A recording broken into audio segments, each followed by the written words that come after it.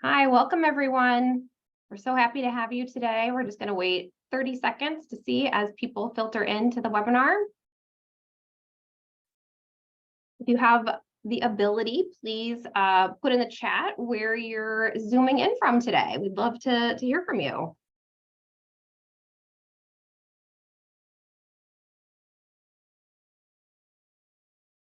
All right, and with that, and maybe it wasn't 30 seconds, but we're going to go ahead and get started anyway. Welcome to today's webinar on belonging. My name is Shannon Wolf. I am the Managing Director and Chief of Staff at the AAUW National Office, and I have the distinct pleasure of being the staff liaison to the Inclusion and Equity Committee. And it's just such a wonderful group to work with, and we're so pleased to be able to be with you today to talk about belonging. I really am excited to introduce our panelists today to you. First off, we have Dr. Melissa Ingram. She serves as chair of AAUW's Inclusion and Equity Committee and is entering her second year of service as chair. She currently is a faculty member at National Intelligence University in Bethesda, Maryland. Prior to her current position, Melissa has held instructor and faculty positions within the U.S. Air Force Academy, U.S. Air Force Reserve Officer Training Corps, Global School for Professional Military Education, and Squadron Officer School. In addition, she has spoken at numerous national and international conferences, and her research interests include adult education, teacher education, and online education. Melissa is a member of the Literary Research Association, Association for the Study of Higher Education, and International Society for the Scholarship of Teaching and Learning. Thanks so much for being here today, Melissa. Next up, we have Tiffany Jacobs. Tiffany currently serves as the Piedmont Triad Regional Apprenticeship Coordinator for Apprenticeship North Carolina, which is part of the Economic Development Division of the North Carolina Community College System. She's an active board member for the AAUW Greensboro branch, leading the Women in Non-Traditional Careers Initiative, as well as serving as the diversity chair for AAUW North Carolina. Tiffany was recently appointed to serve on the AAUW National Inclusion and Equity Committee and also serves as a board member and the diversity officer of Forge Greensboro, a community makerspace that serves as a training ground for career exploration, skilled trades, and entrepreneurship. Tiffany is a recent recipient of the Outstanding Women in Business Award for 2022 issued by the Triad Business Journal. She believes that diversity is a prerequisite for creativity and innovation and works tirelessly to aid in creating a better skilled, diverse workforce to not only close the skills gap, but the opportunity gap to increase economic development opportunities throughout the state of North Carolina. Tiffany, welcome, and thank you so much for being here today. Trish Gardner is our third panelist today. Trish serves as a member of the AAUW Inclusion and Equity Committee and is the AAUW of Oregon State Diversity Officer. She previously worked for 8 years as AAUW of Oregon State Public Policy Chair and served on the AAUW Public Policy Committee. Her earlier career was as a criminal trial attorney. She also has a social work degree and has worked in the conflict resolution and mediation field. She's also a member of a number of nonprofit boards, primarily in the dramatic arts and social justice fields.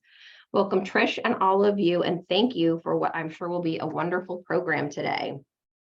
To all the members joining us today, I do hope you've had a chance to look at the Diversity, Equity, and Inclusion Toolkit on our website. If you haven't yet had a chance to look at that, I will drop a link to that toolkit in the chat in a few minutes. The Inclusion and Equity Committee is also working on a series of plug-and-play programs that assist branches with their programming on diversity, equity, and inclusion topics. Plug-and-plays are available on our website, including one for today's program on belonging.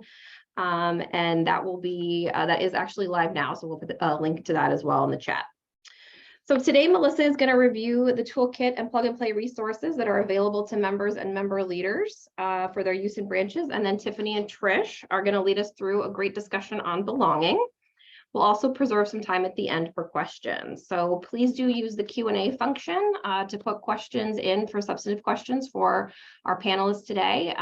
If you'd like to use the chat, please feel free to do that to let us know of any technical issues you might be having. And with that, I will turn it over to Melissa. Dr. Ingram? Thanks so much, Shannon.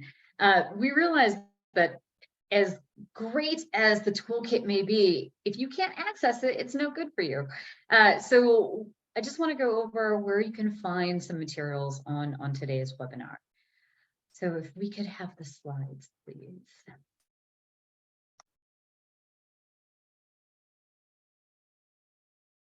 Perfect. So we want to make sure that first you can access just where the toolkit is, and there's two ways to do it. So if you're on the main AAUW page, you can click on the membership tab at the very top. We've highlighted it in yellow. Next slide, please.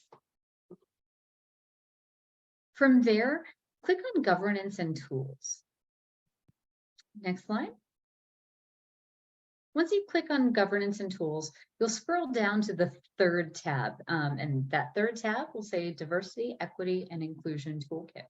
From there, you'll hit the main page. Next slide, please. And today we're going to talk about some key terms and concepts. So scroll all the way down on the main page. You'll see these 7 different sections of the toolkit. And again, key terms and concepts is where we're going to focus on today. Next slide, please. The other way to access the toolkit and today's material is by clicking on the search function. So that little icon on top that we've highlighted in yellow. Next slide, please. Once you're in the search tab, please type in DEI Toolkit. Next slide.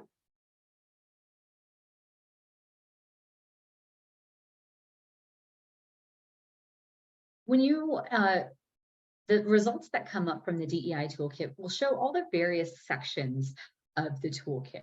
And you can click on any one of these to access the applicable sections.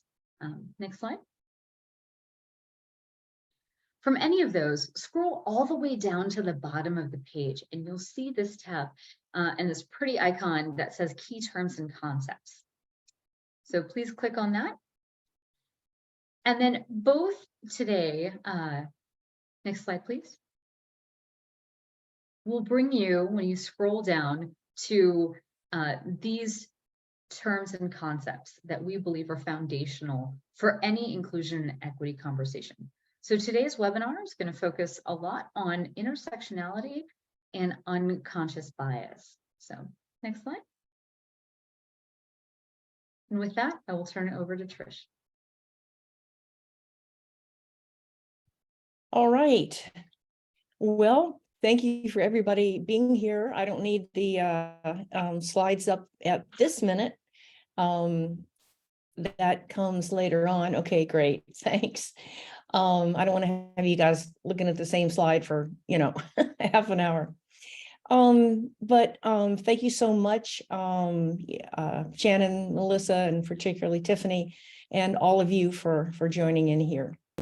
We're here to dig into another chapter of having difficult conversations and to think how that topic relates to the concept of belonging.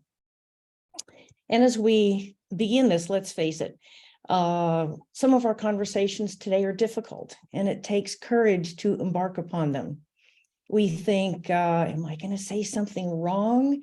Am I going to hurt someone's feelings? Will I be called out as a racist? I'm so tired of talking about racism. Should I really call out a microaggression? Have any of you felt that kind of oops or stop lurch when certain sensitive topics are raised, even or perhaps especially when they're raised at the dinner table with family and friends?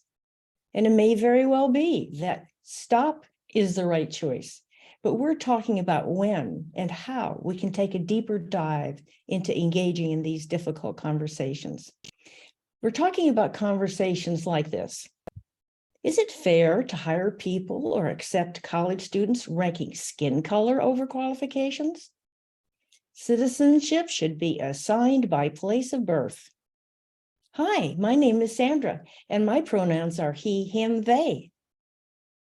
If test outcomes are based on race, does it make the test racist?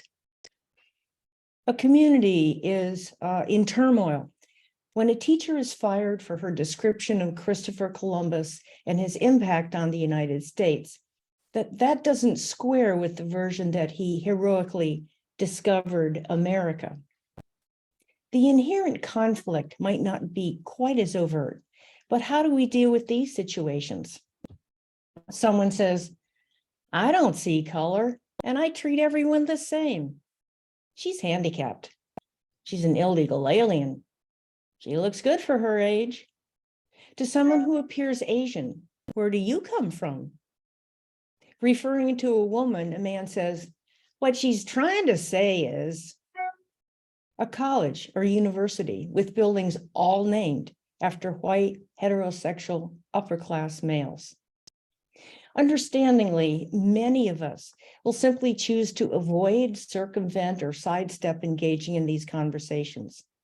At least in the short term, playing it safe may seem to be the easiest and the best way out. For example, many of us will tell ourselves, we really do understand DEI and doing whatever we can to foster its goals. After all, we're the good guys. We marched for civil rights legislation in the 60s. We don't discriminate. Even some of our friends are Black. But there's more to it. As you can see, many of these examples suggest unconscious bias and its corollary microaggression. You can find much more information about these topics, as was mentioned by Melissa, in the DEI toolkit on the AAUW website, including, for example, getting started with difficult conversations. But I'm going to engage you directly in a little experiment here. I think you can see the picture of Tiffany Jacobs here. And I'd like you to take a moment to write down some thoughts or think about some descriptions about her. Feel free to put them in the chat. What's a first hit? How would you describe her? Other than, of course, well, gorgeous and so on. Her picture should be, ooh, goodness me. Are they able to see the picture? Or is They're it saying that they can't see the picture. That's the picture of Tiffany. Ah, gracious, good gracious me. because of speaker view? Do I have to be speaking for them to see it? I don't know. Are they able Melissa, to see speaking? do you have some thoughts about how we can have our... I think it is speaker view. So Tiffany, if you could talk a little bit about yourself or expand on what Trisha's saying, that should probably help. Sure. So yeah, I just wanted to make sure that you could see the picture. So if you can see my profile picture on the screen, it's saying share screen. Okay. Oh, still can't see it.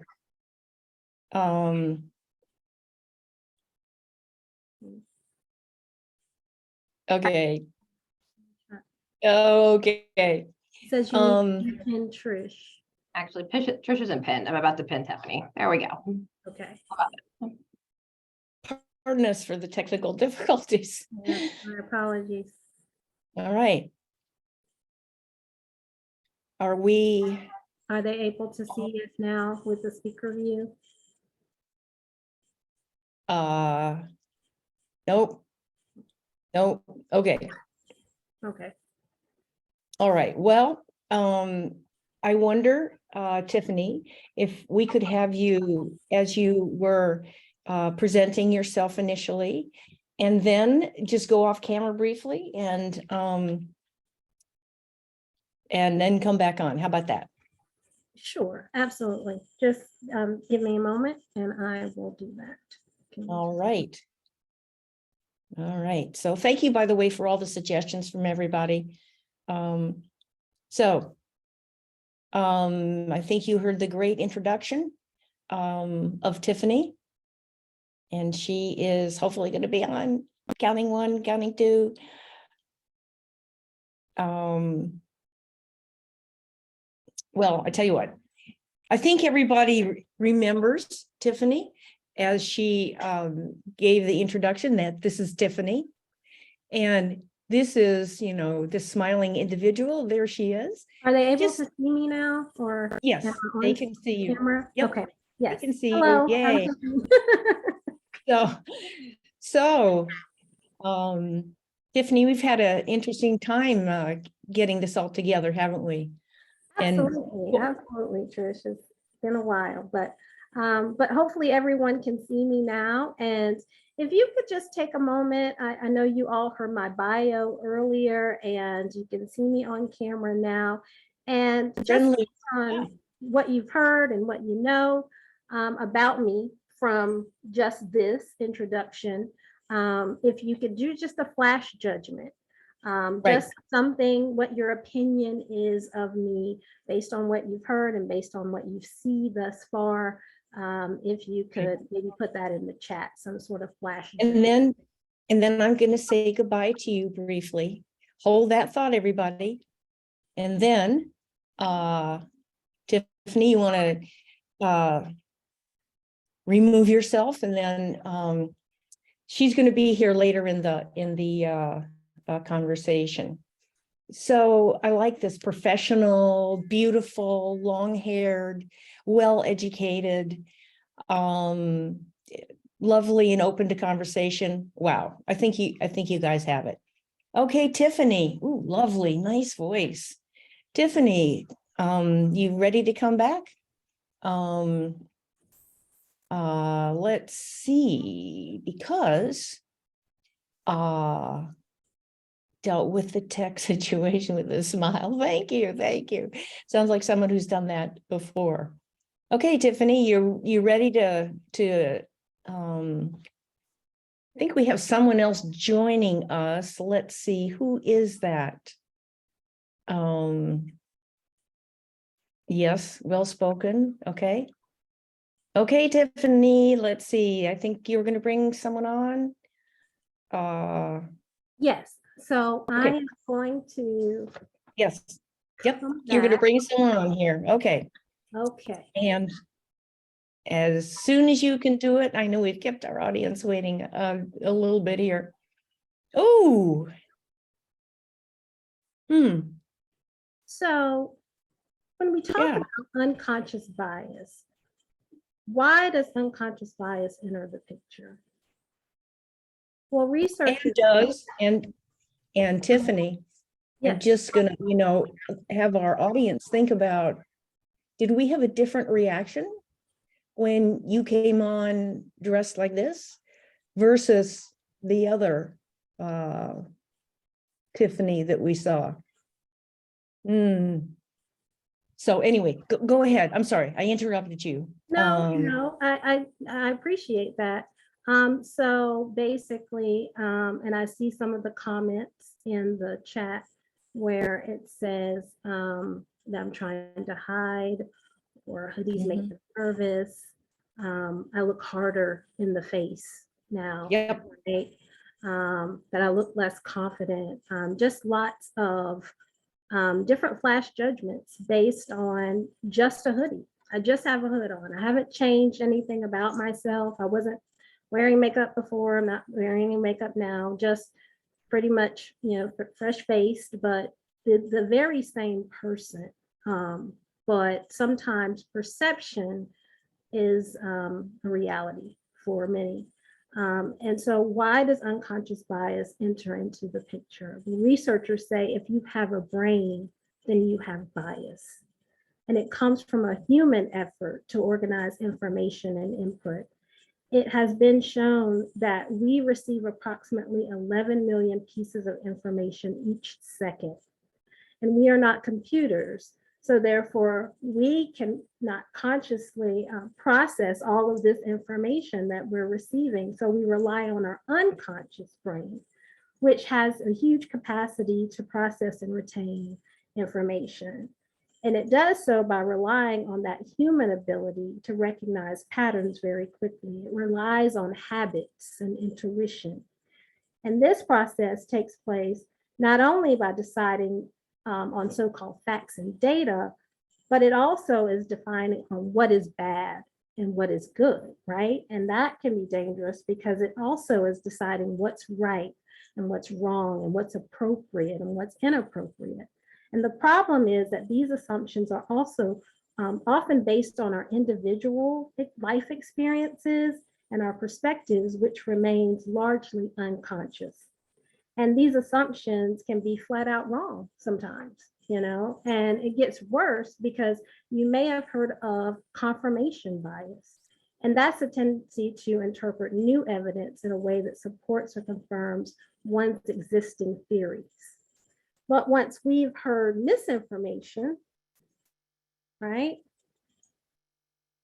Here I am, I'm back, same person from before, but sometimes it's hard to uproot the things that our unconscious bias is playing into. So multiple studies have found that misinformation can still influence our thinking even when we receive a correction of the information and we believe it to be true. So it's a phenomenon known as continued influence effect. And hearing the truth does not delete the falsehood from our memory. Instead, the falsehood and its correction coexist and they compete to be remembered. So that's where sometimes this unconscious bias can play tricks on us, and it can be very dangerous. It can be a very dangerous thing because our perceptions are very different based on just something as simple as how we're dressed,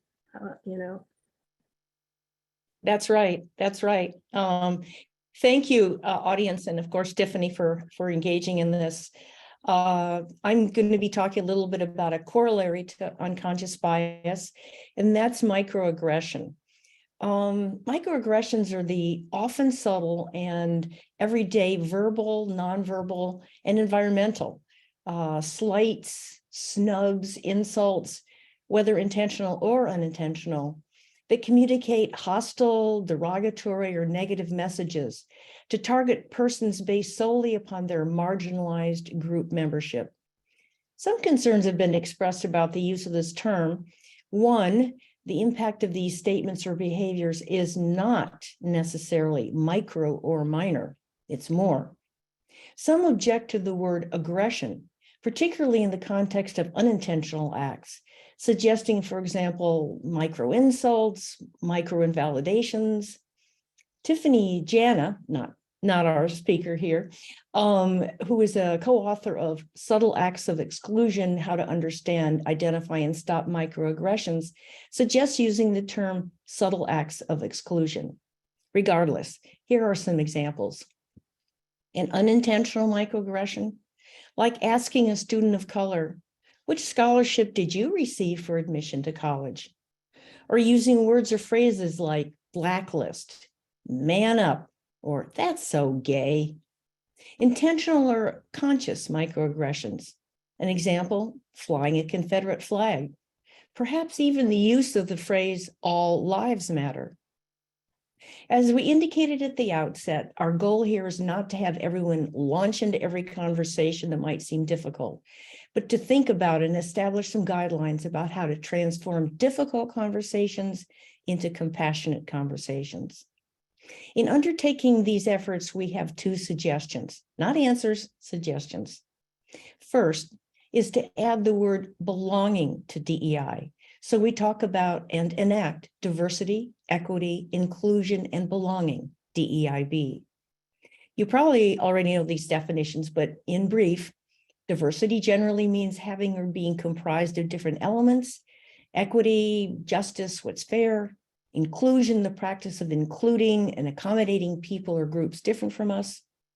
But belonging is more than just inclusion or making them join us. It's not just we're here, we're welcoming. Come on and join our group. Adopt our ways of seeing and doing things. It's fun. Belonging is more. It's the feeling that everyone is an important, integral, valued, and respected part of the group. That everyone is needed to paint the whole picture. Here's something I grabbed from the internet. Diversity is being invited to the party. Inclusion is being asked to dance. Belonging is knowing all the songs. And here's an AAUW related example about what we mean about the difference between belonging and diversity, equity, and inclusion. Melissa, if you could show the first slide. The first slide is a AAUW website statement about encouraging diversity, and it's cited in a lot of our state websites. I'm just going to quickly read this. In principle and in practice, AAUW values and seeks an inclusive membership, workforce, leadership team, and board of directors. There shall be no barriers to full participation in this organization based on a number of different aspects and protected classes. Admittedly, that statement places us in a very positive direction. But how about something like this? Next slide, Melissa. AAUW seeks to promote inclusion and awareness for all members to create an equitable, sustainable, and inclusive membership reflective of today's world. Little difference, nuance. Or third slide, Melissa. AAUW is dedicated to helping members become more comfortable sharing their perspectives outside of diversity trainings and to address diversity, equity, and inclusion in all aspects of their work and lives. We seek to encourage ongoing dialogue that will inspire members to bring these values to their personal and professional interactions. Within AAUW, our goal is to turn these conversations into actionable goals and strategies for each branch. Now that's contained in some information on the national website. But as you can see, it's become more comfortable, not simply diversity, not simply equity. And maybe you can show that. Do you have that last slide? In this regard, Maya Angelou, I think, has some words of wisdom, as she often does. Do the best you can until you know better. Then, when you know better, do better. Okay, thanks. You can take off the slides. Thanks, Melissa. So we're not saying what your state or branch must or should say, but hopefully you've been able to recognize in these statements the threads of diversity, inclusion, and belonging. But is that the whole picture? Do we rest when we update our websites? What do we do when fellow AAUW members object to a DEIB speaker or a DEIB related topic? And instead of enthusiastic agreement, we're met with negative, even angry reactions, or even comments that, well, their parents, their family, and they themselves have worked hard to get to where they are, and they did so without looking for a handout. Or are we really following through with DEIB principles when AAUW claims to be an organization of inclusion when it practices exclusion because it limits full memberships to college graduates? Tiffany, you want to set us off on a number 2 suggestion? Absolutely. So brave space, safe space. Our second suggestion is before embarking on or addressing or grappling with how to navigate difficult conversations, we suggest you engage in a process of defining and creating a brave space, a safe space in which to have difficult conversations.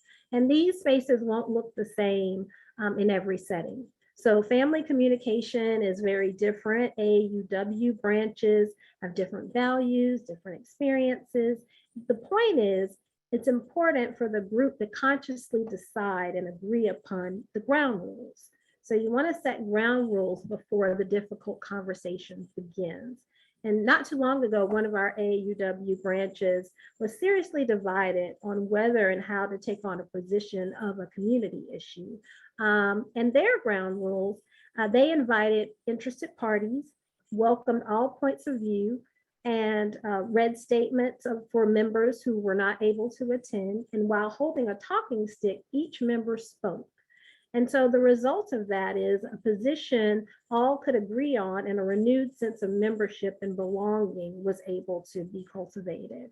So here are some examples of how to create or principles for safe space or brave space and safe spaces. It's a safe space when all voices are heard and open and honest dialogue is encouraged. When we don't assume in advance that we know what someone will say or what their opinion might be. Where we listen to understand, to appreciate and empathize, with different points of view, opinions, and life experiences.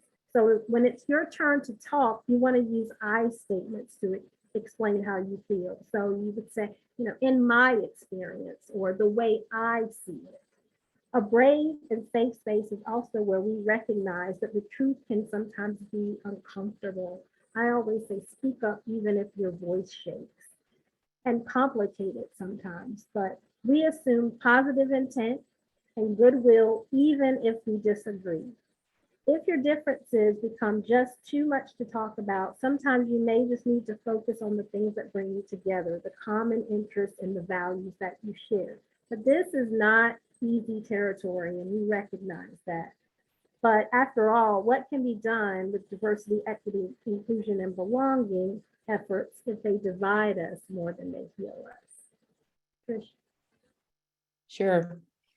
In conclusion, I'm not sure when or how each of you or your state branch groups have embarked on your process to learn about and enact the principles of diversity, equity, inclusion, and belonging, or how far you've come.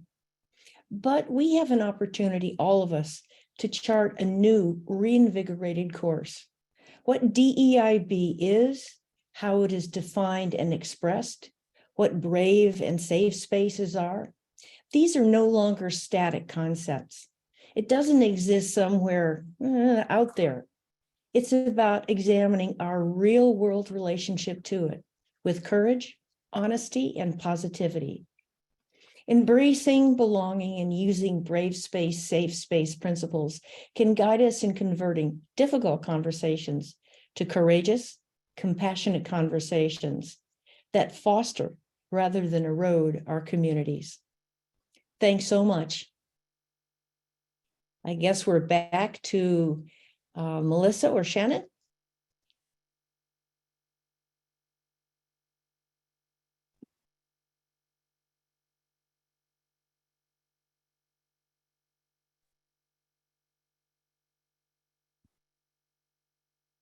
So Shannon just put in the chat to, we are now opening this up for questions.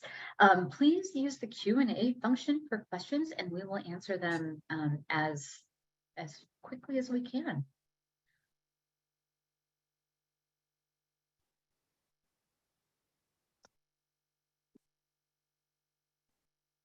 As quickly and as competently as we can. That too, yes. We don't have the answers. So let's see. Susan wrote, I would greatly appreciate hearing from the group nationally. I've had a detailed conversation with her leadership of blatant racism. How do we suggest we deal with that? What suggestions can we provide, Trish and Tiffany? Well, I really think that talking about the brave space, safe space concepts can be really important. I think most people can share the value of talking things out, of sharing things, but also doing so in a safe and as positive as possible environment. And I think, being very specific and articulate, as I said in the example, I think Tiffany may have said this, but the Indian talking stick, those are all rules that were set up by the whole group, and there's a 2-minute limit, but everybody had a chance to talk. If it looks like it's just going to get too heated, perhaps each of us can suggest, okay, here's an article or a book I'd like you to read, and here's an article or a book I'd like you to read. And then maybe come back. And at the beginning of each meeting, I would reaffirm the principles that you've established for brave and safe spaces in which to talk. It's not always going to win, but I think making the effort is what's really important. That's my thought. I certainly agree with Trish. I believe in truth and reconciliation. And I think that it's important to have a brave and a safe space to have some truth telling.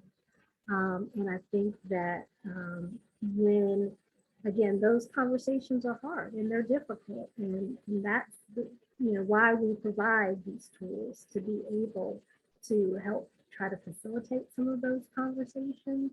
But again, I think that Tristan is right. I think it requires everyone to be heard, in that moment. And sometimes you have to understand that it's not about trying to change someone's mind. You're not always going to change someone's mind or change that person. But I think it's important that everyone feels seen and feels heard in the moment. But there's not any winners sometimes from this. Just know that you're not going to walk away having resolution or having won. The conversation or whatever it is that's happening in that moment. But I think understanding is important, to have some truth telling and some understanding. And from there, I think that you can begin to move forward. I'm also going to say, I saw from the chat, it's diversity is being invited to the party, inclusion is being asked to dance, belonging is knowing all the songs. And there was also, I think, a question, and hopefully this is okay that I'm pulling this off. I understand the setting up of the brave and safe space, but what should we be discussing in this space? Well, number one, obviously, disagreements that take place within a branch potentially. But one of the things we're going to be doing in Oregon, and I'm not suggesting I'm from Oregon, that you do this necessarily, but we introduced this presentation by talking about some questions that people might disagree with, like because a test traditionally or seems to always result in lower grades for Black folk, does that mean that the test is racist? Or does that mean that Black folk are somehow less intelligent, or less able to take tests? There's some interesting articles all over the place about these issues, the Christopher Columbus. So in Oregon, what we're going to be doing on a monthly basis, excuse me, starting next year, is we're going to supply some articles to our members, and then we're going to have a Zoom chat and talk about them. We may break up into small groups and then come back, but really take a good look at what's one side, what's another side. Maybe we won't come up with resolution, but these are important issues of the day. And regardless of about how one voted in our recent election, these are issues that are alive and well. And there are plenty of issues that, unfortunately, we disagree about. So that, that's just one model about what you might want to think about. We have a question in the Q&A that's interesting. It says, I understand the need to assume good intentions among members, but even good intentions can have negative, harmful impacts. How do we bring up and discuss these impacts, especially when you are often the only one noticing them and bringing them up? Maybe we could start with just by talking a little bit about impact versus intent and how those are different. And maybe we can get to a little bit to this question. So who wants to start? Can we start with Tiffany, would you like to start? Yeah, I thought about, we did a program for our branch in Greensboro, and it was called The Illusion of Inclusion. Because I think a lot of times there is that intent, right, to be welcoming, to make people feel like they belong. But are we really? How inclusive are you really being? And I think a lot of times there is that difference between intent and impact. And I always use the example, if I invite you to my home, but I never invite you to sit down or to have dinner, I just have you kind of there, I can say, oh, I invited you, and you were there, but how welcome did you actually feel when you were there? And so I think that sometimes a lot of, things that we do is rooted in, I'm a good person, right? I'm not doing anything wrong to hurt anyone, but our actions actually do cause harm, and they are harmful and they do hurt. And we're not always being as inclusive and as welcoming as we actually could be. And I think that sometimes we do have that illusion of inclusion, of those things sort of happening sometimes. And again, that's why I said the truth telling is very important, because when you hear from the other side, you hear from that person of how they felt in the moment. You know, I always think of, you know, you really remember how someone made you feel, right? Despite what the intentions were, I know how someone makes me feel in the moment. And that's lost on people sometimes. And so I think that it's important to, again, just be transparent in that. And so that you can get that information out there and have a more of a dialogue around that. I totally concur. I might suggest perhaps before each branch meeting or state meeting, that there be time devoted to a brave and safe space. And by that, I mean, everyone has agreed to what the rules are. So if someone feels that something, even with good intention, something has happened, that it can be discussed. In other words, to set up some kind of structure, some kind of, sort of objective way you're going to go about resolving these issues. If that's done in advance and perhaps even done with some regularity, that then people can feel more free about talking, I had good intention, but, this is what happens. Again, not easy, but I think adopting a regular practice of looking into, talking about, examining both self, state, branch, national, et cetera, these issues is what's important. Thanks to both of you. I think it's a really important distinction in terms of your intent versus how your words are taken oftentimes. We have a question from Meg in the Q&A that's talking about physical spaces and about where meetings happen, like book clubs, she says, in someone's home that has 6 front steps, or a small areas that may be inaccessible for people with disabilities. Some responses were, wait for it, but we have always met in X's house, we can all manage, right? But we've always done it this way, our favorite. And she points out, yes, but there might be others who haven't come because of the limitations. How have other branches and members dealt with this? So I'd love to have our panelists talk about that, as well as if anyone in the chat feels like they would like to share their experience locally of what's worked for them in terms of kind of getting to this, like, this is how we've always done it mentality. Wow, that's a good one. That is a fabulous. I thought we'd trade being the first. Oh yeah, sure. Go right ahead. No problem. I have a great example, so I'm chomping at the bit. But go right ahead. That's great. That is great. Go ahead. I want to hear the example. Well, I was using the example, and it doesn't have so much to do with the accessibility part, but it's more so around the way we've always done it. And again, our branch, we were having a meeting to discuss some issues, and I felt like it was a board retreat, and I felt like we had always done it, right, at a specific location, which was a church, and it was very familiar to everyone. And I specifically asked that we do it off-site, that we do it somewhere else. We ended up going to a room in the library, but I felt like it created a safe and a brave space, a safe space that was off-site, that wasn't necessarily familiar to every single person who was there, and there was not this AAUW history to go along with that space. But I felt like we could have our conversation in that space and leave it there, leave it in that space.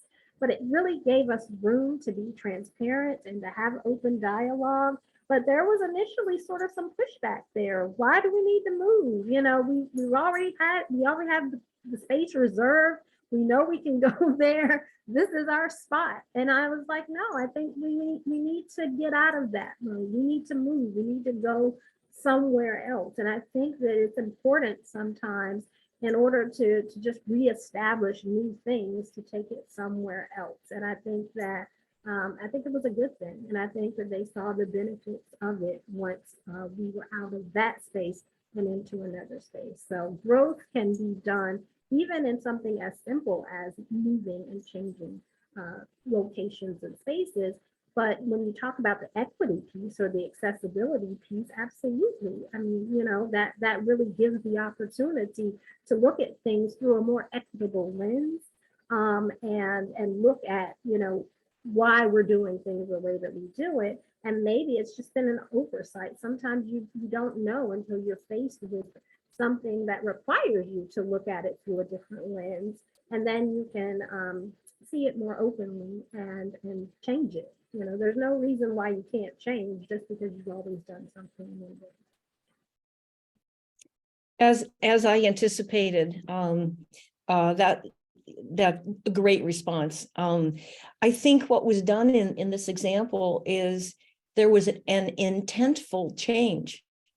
In other words, rather than just, you know, doing it as it's always been done, what are aspects of our meetings or our meeting practices that might be a bar to other people, like even times of meetings. Younger people, you know, working mothers may not be able to meet during the day. You know, maybe Saturday mornings, maybe Saturday versus mornings another week, you know, some kind of schedule in that way, but being intentful about not only inviting people to the party, but making sure that they know the songs as well. So, yeah. If I could, and great answers from these people, which is why I'm very glad they're both on the national committee. I think we have to take a step back as well and really ask people or show people that there is a need to change what they've always been doing, right? And we do highlight one thing in Toolkit that hopefully helps with that. And it's an internal organizational check where you are in terms of inclusion. So if you haven't done this organizational assessment, we suggest that every branch and state and team, even just teams getting together, say your book club does it, right? Or your lunch crew does it, right? Just to see where you are, because we may think that we're being inclusive. So the way that we've done things is okay because we are inclusive, but we may find out that we're not. And then once we figure out where we are as a baseline, we can work to change things. And these little steps that both Tiffany and Trish have talked about, as intentional change, then gets us to that place of more inclusion and equity for all of our members, since that really is our goal here.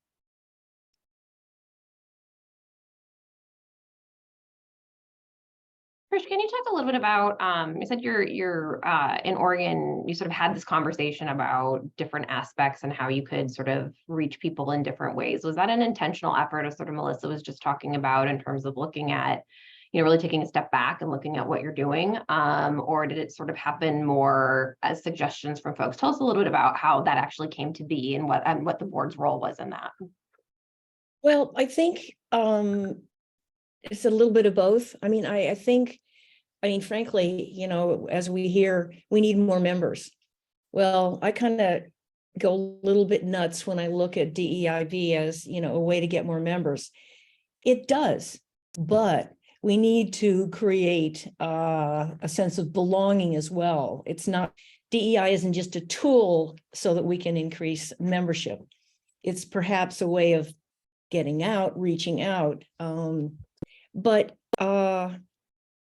essentially, we decided to just take a look at what we're doing, how we're doing it, how frequently we meet.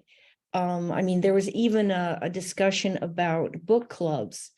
Was that helpful? Would it be helpful to maybe look at an event or something like that? But to also be mindful of, what kind of topic? Is it a contemporary topic? We also decided, instead of like asking people to come to us, we endeavored to reach out. For example, there's a group of tradeswomen that we had speak, but then we also went out and took a look at some of the things that they are doing and continuing to do. Again, it's an issue of intent. When we have meetings, how we have meetings. I'll say another kind of example. And I didn't necessarily come into this with AUW, but different cultures have different ways of what's the noise level in the meeting? How do you, what's interruption? Frankly, I've had some, when you have the president and the vice president, and, that's an awfully hierarchical kind of way of doing things. Let's take a look at that. I mean, you got to get the job done maybe and have someone responsible, but how does that really operate? Does that exclude or does that include? So I would say we kind of stumbled into it, to tell you the truth. But then we really have taken and are continuing to take a good hard look at who we are and who we can be, and seek to be a place of belonging. I noticed someone in the chat said something about what can we say, at the White House. I would say to add belonging to DEI. I think that is such a critical, it's like a step 2. We kind of all got DEI, sort of, although we're at different spots on that road. But I think belonging is so critical, because I also think it involves learning. Wow, things are done a different way. And by golly, maybe it's better. At the very least, it makes people feel as if they belong. Did I answer your question, Shannon? I think so. I mean, I think folks are looking for ways to get started with this work, and we all come from different places and have different dynamics within the branch structure, right, and the state structure. And so just do it. Just do it. Do it with intent. But absolutely. I wanted to lift up one of the comments in the Q&A that says, our branch recently co-sponsored a community read of the 1619 curriculum with our city's diversity commission. It was a great experience with 25 to 40 participants coming to 6 weeks of sessions. Our challenge ended up being that participants were so much in agreement. Despite wide promotion, no one with widely different thoughts chose to participate. We were a bit disappointed with that. The positive was that we did have participants that had not been connected with AAUW previously. So I thought that was really interesting. Well, kudos to you. That sounds like a really interesting and great endeavor and project. I think that's the reality of sometimes being in some of these spaces, that they do attract the people that are interested in those topics, right? If you're not interested in the 1619 project, you probably wouldn't be attracted to that space. But I really appreciate the creativity of that project and the partnership with your City Diversity Commission. I think that sounds like a really wonderful opportunity for everybody, including some folks that may not have been connected with AAUW, which is a great byproduct. We have a couple folks asking about the assessment tool. I will throw that in the chat in a couple of minutes. Any last thoughts from our panelists before we wrap up?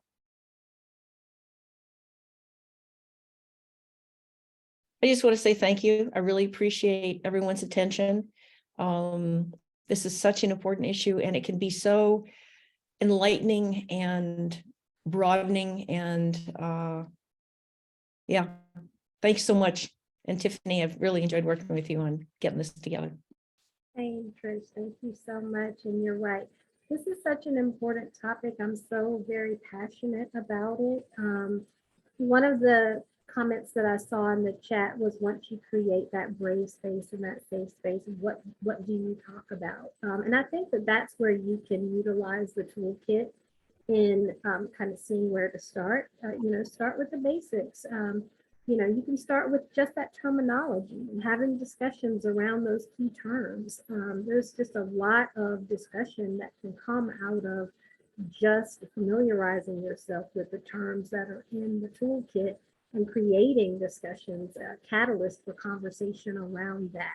Again, unconscious bias alone is just a whole discussion about unconscious bias and what can come out of that. One of the comments that I read in the chat when I had the hoodie on, someone said that this reminded them of Trayvon Martin, and it made them sad. And that is, right, the danger of unconscious bias at times, that it evokes those types of things that happen, and there's whole conversations that can be had, robust conversations that can be had about that. And again, there's truth that can be told, and then there's healing that can occur as well. But I think that, again, it can start you on that path of, again, looking with that equity lens, starting to see things in a different way. And I think, again, when I say when you put on your equity lens, they're like glasses. Once you start to see things differently, you can't unsee it.